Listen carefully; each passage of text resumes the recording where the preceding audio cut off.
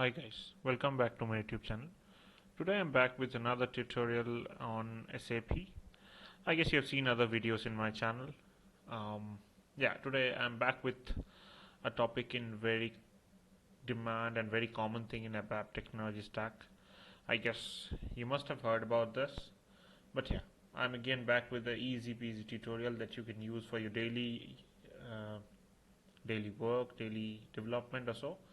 So let's learn OData basics, how to create OData. What is OData? Let's talk about OData. It's the basic web protocol that SAP came up, which has a handshake with the normal web technologies.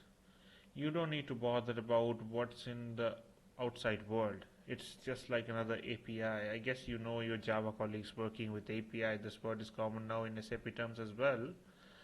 So let's talk how we can create OData. You can go to the transaction code SCGW. You will see a screen like this. There's a white button which is yellowed over here. It's to create a service. Click on it. Then you put a name on the project, put some description in it, and keep everything else as it is. Select the package. Your name will show up in the person responsible. You will see the service opening like this. Now what you have to do is you have to do as click on the second menu, the data model thing, and then you can import a DDIC structure. It's the easiest version. There are other ways as well. I'll tell that in a different video altogether. So when you import a DDIC structure, you can name it and refer to ABAP structure.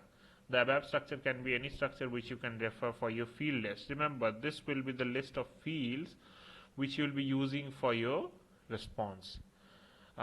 Some of them will be keys over here, like you see on the screen.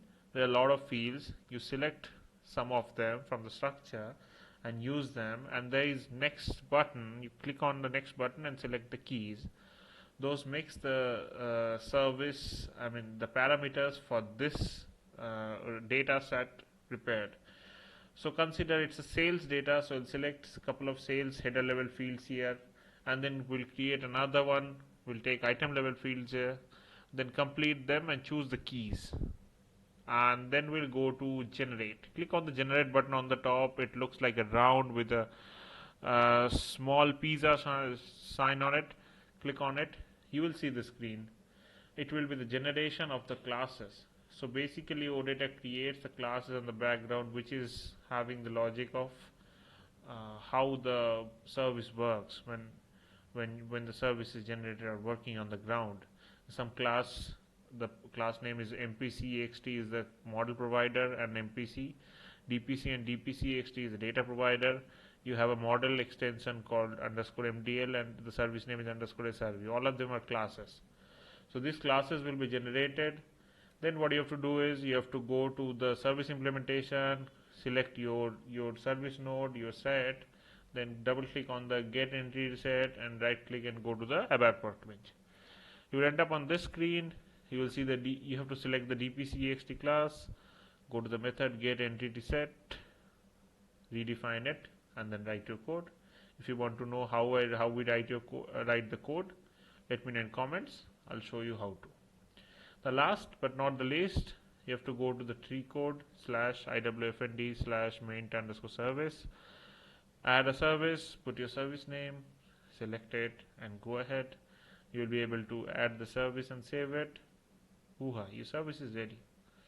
Now you can test it right away on your system, or maybe with external URL. So from SCGW you can test it, and someone else from outside world can also access it for their data related requests. I guess that's all. If you want any clarity on any topics or any detailed video on any specific objects, let me know in the comments. I'll make a full version of it to show, and I'll make another video on function module based OData, the request and response ones. I'll make on that. So stay tuned. We'll see you on the next video. Until then, bye bye.